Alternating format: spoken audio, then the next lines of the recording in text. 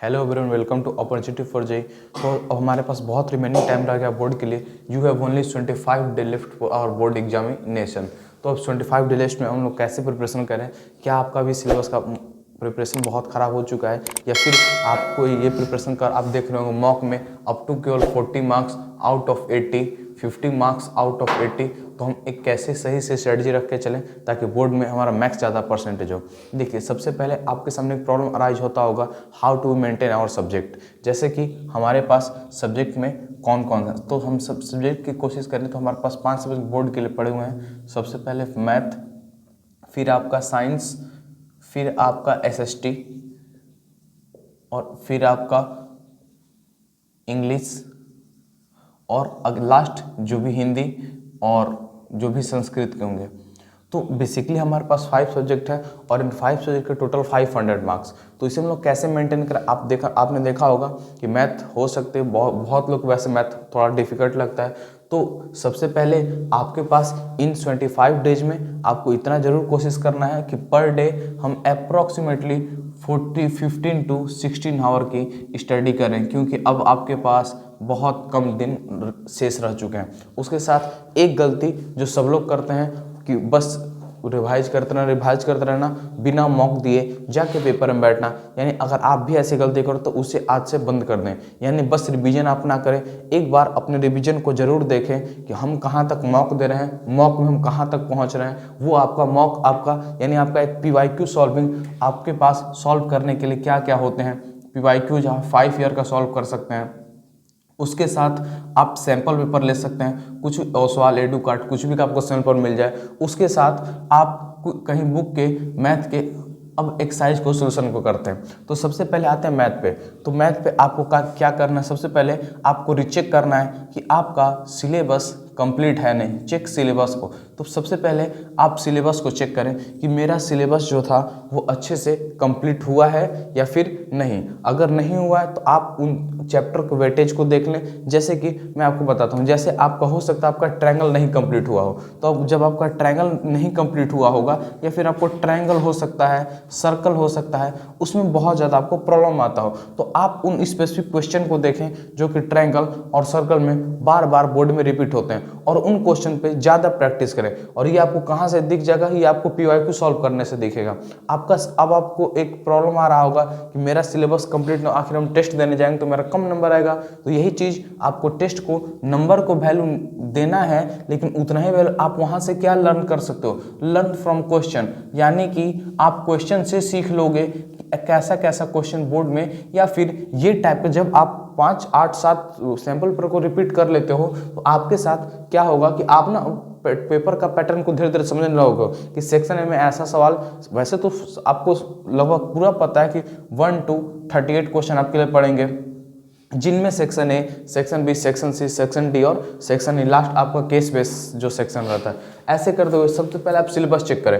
अगर आपका syllabus complete नहीं तो डू नॉट बी रेटेड। एक बहुत बड़ा हमारा मिसकॉन्सेप्शन क्या रहता है, हम तुरंत वन शॉट वीडियो ये सब की तरफ भाग जाते हैं। आप चुपचाप RS को पकड़िए और उनके कुछ एग्जाम्पल को सॉल्व कीजिए, वैसे आपका चैप्टर कंप्लीशन होने की ज़्यादा संभावना। उसके बाद जब आपका आपने सिलेबस देख लिया, एक आध चैप्टर छूट जा रहा है, उनमें ज़्यादा टाइम मत दीजिए और सॉल्व लॉट्स ऑफ PYQ। तो सॉल्व जब आप PYQ करते हो या फिर बहुत सारी स्ट्रेटजी को लेके चलते हो PYQ की, तो उसमें आपको क्वेश्चन सॉल्विंग का पैटर्न मिलेगा, और वही क्वेश्चन सॉल्विंग आपको मैथ में एक नंबर को बूस्टअप करेगा। मैथ जो है वो सब्जेक्ट आपको प्रैक्टिस के लिए है, तो आप उन प्रैक्टिस करके मैथ को बेस्ट बना सकते हो।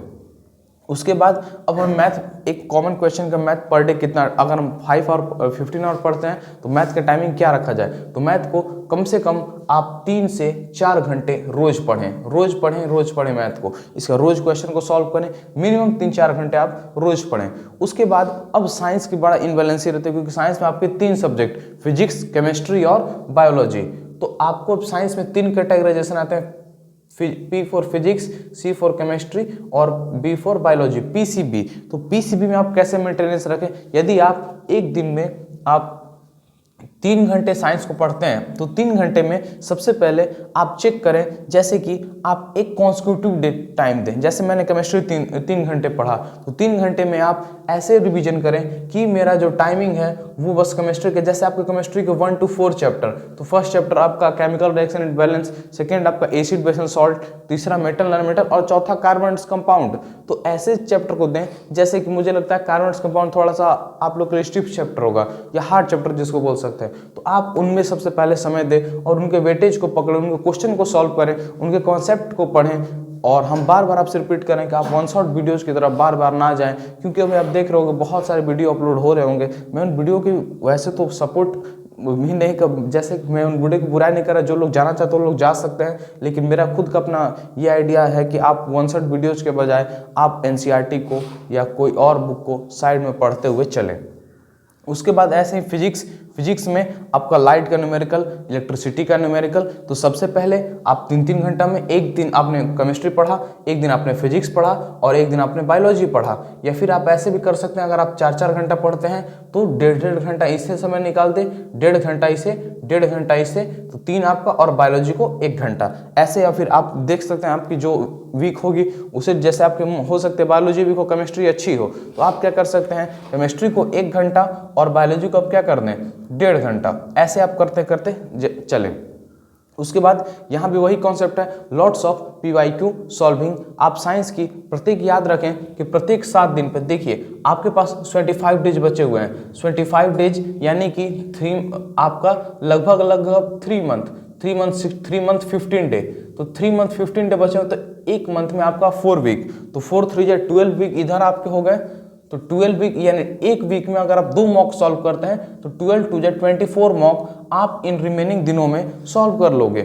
और एग्जाम से पहले आप जरूर अपने को ऐसा फील करके जाएं, कम से कम 24-25 मॉक आप सॉल्व कर लेते हैं तो आपका आराम से उसमें अच्छा नंबर आ सकता है। उसके बाद आता है आपका SST। इंग्लिश की जहाँ तक बात है तो इंग्लिश के लिए हम लोग देखते हैं, रुक जाए, तो SST में भी आपका 3-4 कैटेगराइजेशन, जैसे कि आपका ज्योग्राफी हो गया, आपका हिस्ट्री हो गया, आपका इकोनॉमिक्स हो गया और आपका पॉलिटिक्स हो गया। तो अगर हम लोग हिंदी को छोड़ दें तो आपके पास कुल 24 चैप्टर हैं। अगर हिंदी को हम लोग साइड में रखें तो हिंदी या संस्कृत को, तो ज्योग्राफी हो गया, हिस्ट्री हो गया, इकोनॉमिक हो गया, पॉलिटिक्स हो गया।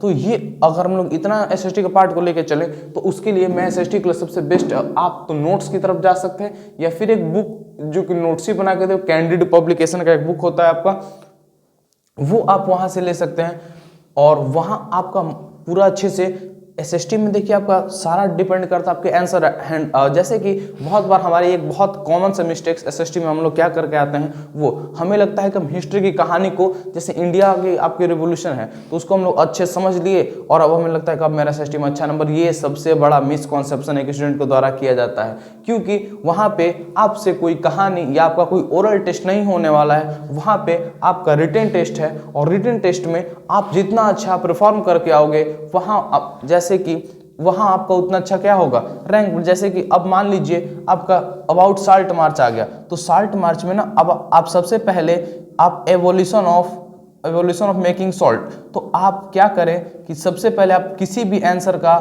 सब टॉपिक रखें ऐसे करके, और सब टॉपिक करके तब आप क्वेश्चन लिखना शुरू करें। और कोशिश ऐसा कर जरूर रखें कि 5 मार्क्स के क्वेश्चन में आराम से हम लोग 1.5 पेज तक कवर, क्योंकि वहाँ SST में आपको पेज भरना है। ये एक बहुत बड़ा मिस कॉन्सेप्ट है जो कि वैसे तो इस सब पेपर में आपको करना है, और ये नहीं कि कुछ भी लिख के बस वहाँ आ जाना है और आपको लगता है कि SST में तो बहुत कुछ समझा हुआ है। ये बहुत बड़ा मिसकॉन्सेप्शन होता है कि बस आप कहानी को समझ लेते हो और आपको लगता है कि आपका हिस्ट्री कंप्लीट हो गया और इसीलिए आपका SST वहाँ जाके नंबर गिरा सकता है।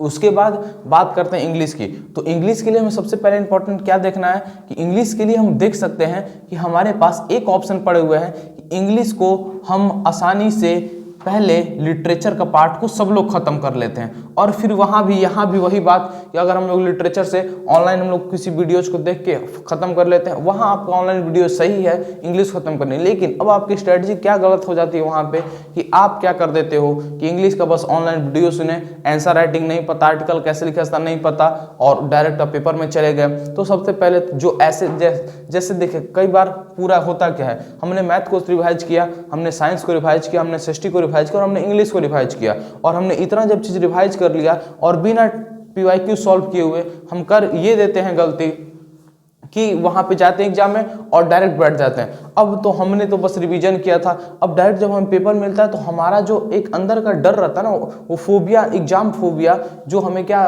अराइज होने लगता है और वो हमें एग्जाम में, क्योंकि देखिए कोई कितना ही प्रिपेयर्ड हो सबको बोर्ड का टेंशन होता है जो भी आपके साथ, क्योंकि एक इस समय आपको सबसे बड़ा टेंशन, क्योंकि आप अपने जीवन का पहला पेपर देने जा रहे हो और वैसे तो आपने स्कूल में बहुत सारे पेपर दिए होंगे या फिर कॉम्पिटिटिव लेवल के, लेकिन ये पेपर की थोड़ी इंपॉर्टेंस ज़्यादा है। लेकिन आप डरे मत, अगर आपका प्रिपरेशन अच्छा है, आपका पीवाईक्यू अच्छा है, आपका सेल्फ कॉन्फिडेंस अच्छा है तो आपका एग्जाम आप अच्छे से दे के आओगे। तो सारा चीज़ आपका है सेल्फ कॉन्फिडेंस का। तो इंग्लिश में आप लिटरेचर का पार्ट को ना करें, मतलब लिटरेचर का पार्ट में कंप्लीट करें और कंप्लीट करने के बाद प्रैक्टिस करें आंसर राइटिंग की।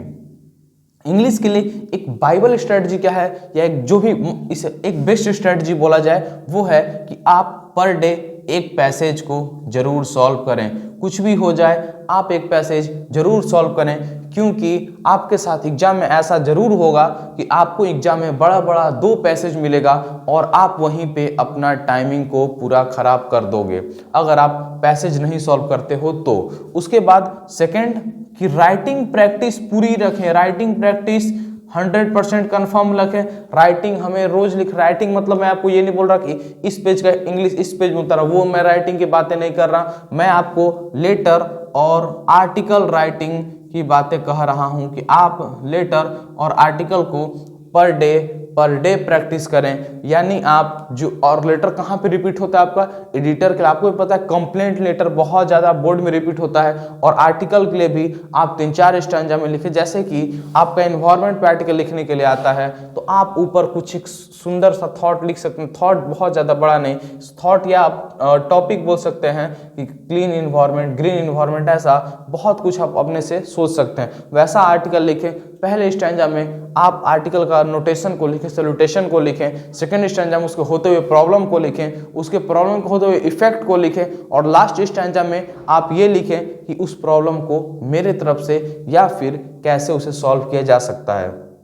वही बात रही हिंदी संस्कृत की, तो हिंदी संस्कृत के लिए आप क्या कर सकते हैं, सबसे पहले उसका और हाँ एक बात और कि इंग्लिश के लिए अभी के लिए आपका बेस्ट बुक है एक ऑल इन वन। ये एक बहुत अच्छी किताबें हैं, बहुत अच्छी किताब है आपको प्रैक्टिस के लिए। अगर आपने लिटरेचर कंप्लीट किया है और आपको 75 डेज लेफ्ट, तो आप मेरा बात को यकीन कीजिए, आपने इस किताब पे आंख बंद करके भरोसा कीजिए, ये किताब आपको बोर्ड तक पार लगा देगा। लेकिन बार बार मैं बोल रहा हूँ आपको एक बात, अपने किताब पे आपको भरोसा रखना होगा कि मेरा यही किताब, एक किताब पकड़िए, एक किताब कि मेरा यही किताब क्या करेगा, मेरा बेड़ा पार लगाएगा, मेरी नाव पार लगाएगा। अदरवाइज होता क्या है कि हम लोग बहुत सारे किताब की तरफ भागते रह जाते हैं और किसी एक किताब को 100 किताब पढ़ने से आप एक किताब को 100 बार पढ़ लें, वो आपके लिए फायदेमंद है। अधिकांश लोग करते क्या है, मैथ में RS Agrawal, RD Sharma, PYQ, sample paper, बहुत चीज़ों हम बार बार आपसे बोल रहे हैं। मेन आप मैथ के लिए भी क्या करें, मैथ के लिए आप NCERT को अपना रेफरेंस बुक रखें, उसके बाद सेकंड अपना RS अग्रवाल को भी सॉल्व करते रहें, और उतना आपके लिए काफ़ी है। और एक बहुत बड़ी गलती साइंस में कि ओनली NCERT इज कवर्ड या NCERT इज टेकन एज, नहीं ऐसा कोई बात नहीं। आपको बस NCERT नहीं पढ़ना है साइंस में, आपको NCERT के साथ क्वेश्चन में, मैं ऐसा नहीं बोल रहा कि NCERT से क्वेश्चन आते नहीं है या NCERT इंपॉर्टेंस है, नहीं NCERT इंपॉर्टेंस है, लेकिन फिजिक्स का न्यूमेरिकल्स के लिए खाली आपको NCERT पढ़ने से काम नहीं होगा, आपको इसके लिए अप लेवल जाना होगा। और वही हाल मैथ का है, मैथ में बहुत सारे लोगों को आपने सुना होगा कि तुम बस NCERT पढ़ लो तो आपका एक रैंक क्या हो जाएगा, अच्छा आ जाएगा। ऐसी कोई बातें नहीं, क्योंकि आप NCERT में केस बेस्ड क्वेश्चन की थोड़ी कमियां देख सकते हो, और आजकल बोर्ड में केस बेस्ड क्वेश्चन 4th या 12 मार्क्स क्वेश्चन आपका चला जाएगा, और बोर्ड में एक एक परसेंटेज और एक एक वैल्यू का बहुत बड़ा इंपॉर्टेंस है। अब सेकंड कॉन्सेप्ट एक आजकल जो डाउट आ रहा है वो कि हम आंसर राइटिंग को कैसे रखें, या हम आंसर राइटिंग में क्या करें कि हमारे आंसर राइटिंग जो हो एक बहुत अच्छे से परफेक्ट हो। क्योंकि मैंने अभी थोड़ी पहले इधर बोला था कि जो बोर्ड है वो आपका ओरल क्वेश्चन नहीं है, आपसे ओरल नहीं पूछा जाने वाला है। अब आप अपने आंसर राइटिंग को कैसे रखें कि हमारा आंसर जो राइटिंग हो वो बहुत अच्छे से हो। उसके लिए आपको करना क्या है कि आपको एक अपने को फॉर्मेट बनाना है। जैसे कि मैं आपको फॉर्मेट पूरा बताता हूँ क्या है आपके लिए आंसर राइटिंग का, और आप आंसर राइटिंग को कैसे। अब ये आपका, अब आप पहले अपने से खुद से प्रॉमिस कर लीजिए कि this is my last strategy video. आप बार बार स्ट्रेटेजी वीडियो की तरफ मत जाएं, क्योंकि हर इंसान की अलग अलग स्ट्रेटजी हो सकती है और हर इंसान की अलग अलग अपनी थॉट हो सकती है। तो इसलिए मैं आपसे बार बार बोल रहा हूँ कि आप 1000 स्ट्रेटजी में एक ही वीडियो देखें, आप मेरी देखें ना देखें या किसी और की देखें, लेकिन आप एक इस वीडियो पे या एक, मैं आपसे बार बोल रहा हूँ, एक चीज़ का होना आपके लाइफ में बहुत ज़्यादा जरूरी है। जो इंसान बहुत चीज़ों पर भागता है वो इंसान कुछ नहीं कर पाता है। उसके बाद आपका सेकंड इंपॉर्टेंट है आंसर राइटिंग। अब हम अपने पेपर में आंसर राइटिंग कैसे रखें।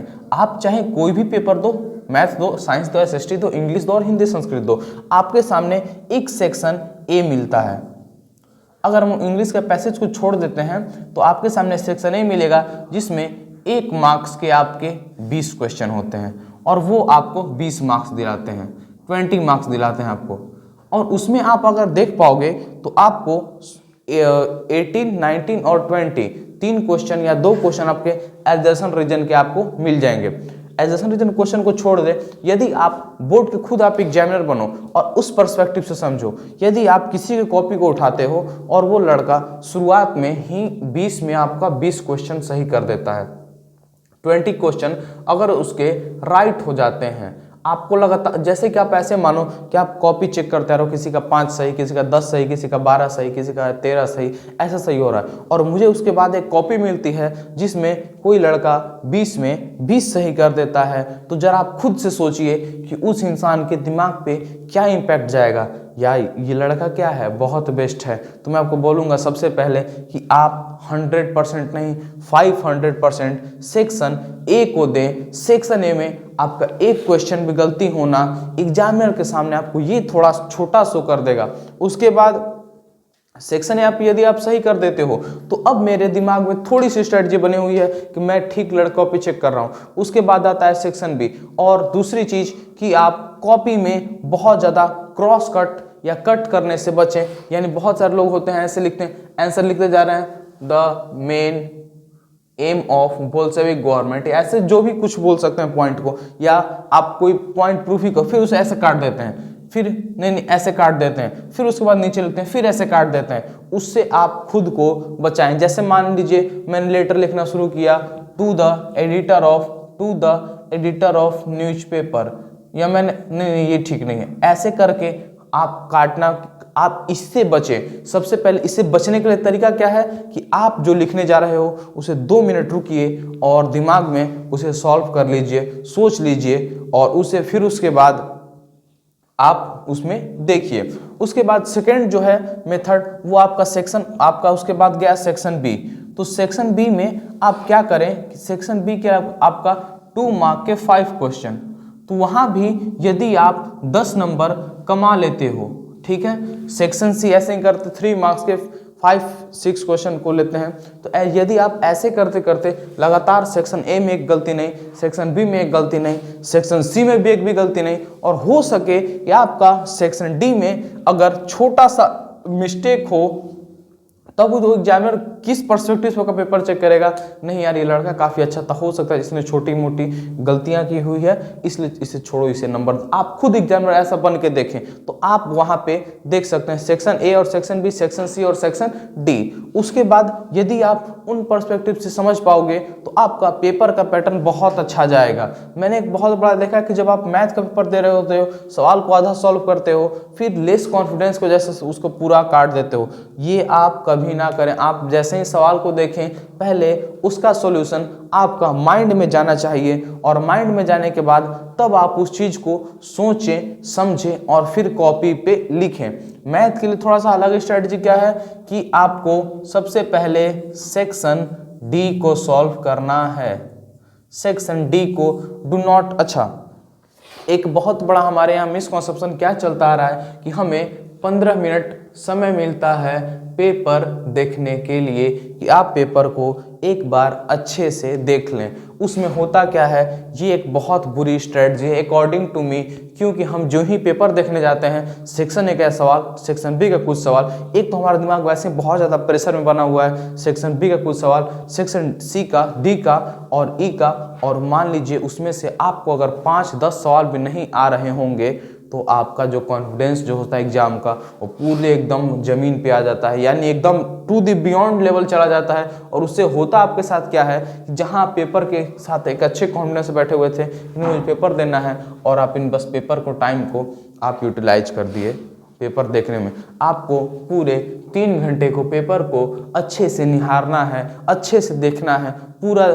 आप 3 घंटे देख सकते हैं, 180 मिनट आपको पेपर ही देखना है, तो आप 15 मिनट में प्लीज़ पेपर ना देखें। तो अब इन 15 मिनट टाइम को हम कहाँ निकालें? तो अपनी स्पीड को घर पे टाइमर लगा के जरूर कोशिश करें कि 15 मिनट में हम सेक्शन ए सॉल्व करें। अब आप ये बोलोगे ऐसा कैसे हो सकता है कि 20 ठो हम लोग या 20 सवाल हम लोग 15 मिनट में सॉल्व करें? ये भी स्ट्रेटजी अगर आप घर पे करोगे तो आप यकीन मानिए 75 दिन में आप डेवलप कर लोगे। यदि आप डेवलप नहीं भी कर पाते हो, मानते हैं आपकी स्पीड स्लो, आपका थिंकिंग लेवल स्लो है, आप नहीं सोच पाते, आप नहीं कर पाते हो, उसकी कोई बातें नहीं। आप यदि 20 में से 10 क्वेश्चन भी 15 मिनट में करते हो तो मुझे लगता है कि आपकी स्पीड या आपकी एक्यूरेसी उतनी भी बुरी है। तो आप पहले घर पे इस चीज़ को, यानी कि जब दुनिया 15 मिनट में पूरा क्वेश्चन, अच्छा वहाँ पे एक बोर्ड में इंस्ट्रक्शन आपको दिया जाएगा कि आपको इन क्वेश्चन को अपने पेपर पे कुछ भी लिखना नहीं है। आप क्वेश्चन पेपर मत लिखें, लेकिन आपको दिमाग से लिखने से कोई मना नहीं कर सकता, क्योंकि आप उन टाइम में अपने को दिमाग से ज़रूर लिख सकते हैं। यानी आपको क्लियर होना चाहिए कि मेरा ये क्वेश्चन का ये आंसर और ये क्वेश्चन का आपका ये आंसर होगा, और उस क्लैरिटी से आप आराम से उस पेपर को कर पाओगे। उसके बाद आपका सेक्शन ऐसे करते हुए, यानी कि 15 मिनट कम टाइम में आपका सेक्शन आपका ए क्लियर हुआ, यानी अभी भी आपके पास जो टाइम है वो 3 घंटे बचे हुए हैं। उसके बाद अब शुरू करते हैं पेपर का टाइमिंग। तो अगर आपने सेक्शन ए अच्छे से कर लिया होगा, 10 भी क्वेश्चन किया होगा तो आप रैटन मत हो, आप उसे छोड़ दें। अब आए आप सेक्शन डी पे। सेक्शन डी पे अगर 5 नंबर के आपके 4 क्वेश्चन हैं, 5 4 20, और 5 नंबर के 5 क्वेश्चन हैं, जो भी एक हम एवरेज डाटा मान के चलते हैं, तो आपके पास यदि आपके पास सेक्शन डी और सेक्शन ई आपके 12 मार्क्स के, तो अगर इस स्ट्रेटजी से लेके चले तो 20 + 12 कितने आपके 32 नंबर इधर से हो गए, या 25 + 12 आपके जो भी 37 नंबर इधर से हो गए। तो अगर इन स्ट्रेटजी से चलें तो सेक्शन डी और ई में मान लीजिए आपकी एक्यूरेसी या स्पीड इतनी भी खराब है, ऐसे तो आपको इन टाइम को क्वेश्चन को 50 मिनट में सॉल्व कर लेने चाहिए। तो अगर आपकी स्पीड अच्छी होगी तो आप 45 और 40 मिनट में कर लेंगे। अगर आपको क्वेश्चन स्पीड आ रहा हो, मैंने हर बार, अगर आपकी एक्यूरेसी अच्छी होगी तो आपको इतना, अगर मान के चलिए आपको हार्डली मान के चलते 50 मिनट, आपने सेक्शन डी और सेक्शन ई को 50 मिनट में ख़त्म किया। अगर 1 भी घंटा लेके चलते हैं तो आपके पास रिमेनिंग 2 घंटे शेष हैं। अब आपके पास सेक्शन सी है और सेक्शन बी है। सेक्शन ए का 50% पार्ट तो आपने 15 मिनट में ही कंप्लीट कर लिया था। सेक्शन बी और सी में अगर आप फिर भी 1 घंटे समय देते हो तो 1 और 1 2 घंटे अभी आपके समय, यानी आपके पास 1 घंटा और टाइम लेफ्ट है। आप देख पा रहे होंगे बोर्ड के एग्जाम में कुछ जो वो लास्ट तक लिख रहे हैं, ऐसा क्यों होता है? क्योंकि उनके पास कोई एक स्ट्रेटजी नहीं होती है। सेक्शन डी और सेक्शन ई को यदि 1-1 घंटे में सॉल्व कर लिया जाए, और उसके बाद सेक्शन बी और सी को भी यदि 1 घंटे दिए जाए, जबकि मुझे पता है इसमें आपको 1 घंटा टाइम नहीं लगेगा, फिर मैंने 1 घंटा, तो 1 + 1 2 घंटा। और यदि आप इस क्वेश्चन में और 10-15 मिनट देते हो, और एक बहुत बड़ी गलती मैथ के पेपर में जो हम लोग करके आते हैं जिसमें हमारा टाइम लग रहा होता है, यदि कोई क्वेश्चन ना बन रहा हो उस पर बहुत ज़्यादा टाइम देना, बहुत ज़्यादा टाइम देना। आप थोड़े समझदार बने, यदि आपसे क्वेश्चन नहीं हो रहे हैं पेपर में, ये जरूर कीजिएगा, एक पेंसिल से बड़ा इन सर्कल कर दीजिएगा कि ये मेरा क्वेश्चन छूटा हुआ है।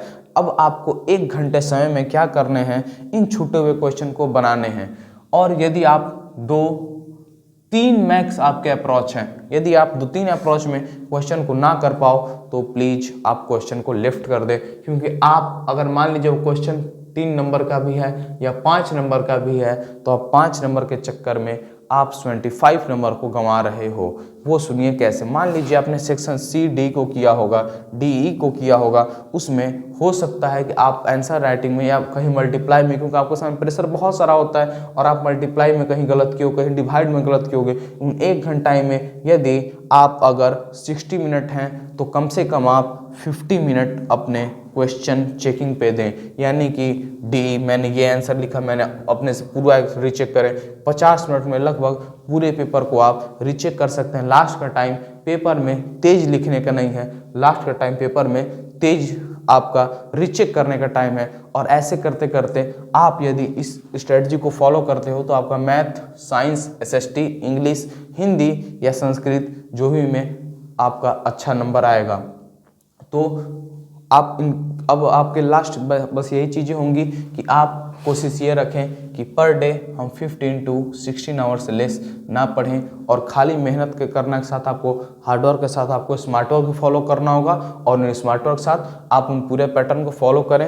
यदि आपको ये वीडियो पसंद आया तो आप इसको लाइक करें और इसे ज़्यादा शेयर करें, क्योंकि ये स्ट्रेटजी ज़्यादा लोगों तक पहुँचे और वो लोग जो लोग कन्फ्यूज हैं वो लोग भी क्या कर पाएँ इन पेपर को। मैं आपको ये कभी नहीं बोलूँगा कि आइए मैं आपको वीडियो दिखाता हूँ 1 घंटे में पूरी दिन की पढ़ाई कैसे करें, या बोर्ड में 1 दिन में 1 रात में कैसे नंबर, ऐसे कोई स्ट्रेटजी नहीं होती है। आपको लॉन्ग टर्म चलना होगा। सक्सेस का कोई शॉर्टकट नहीं होता है। Thanks for watching my video.